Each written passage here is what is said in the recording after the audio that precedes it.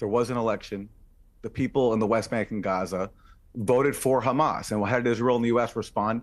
Not being generous to Gaza, as Rabbi Shmuley falsely claimed, putting it under an inhumane, crippling siege, depriving it of all the basics people needed to survive. Even certain types of hummus were banned from entering Gaza under Israeli rule. That's the benevolent Israeli occupation that Rabbi Shmuley wants us to believe in.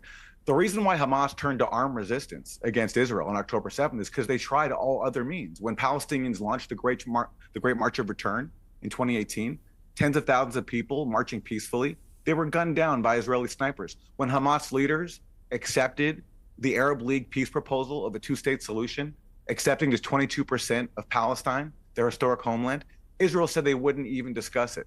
So that answers the question of why Hamas has turned to armed resistance, because when they've tried to pursue the diplomatic path, Israel has ignored them. And that's the fundamental problem here. Rabbi Shmuley mentioned countries in the region that don't have electricity, whereas the other whereas other countries thrive. Well, all those countries that Rabbi Shmuley mentioned, Iraq, Syria, Lebanon, they share another thing in common with the Palestinians. They've been relentlessly attacked by U.S.-Israeli aggression for years. The Iraq War, for example. Syria, Israel's stolen the Golan Heights, is currently stealing more territory today.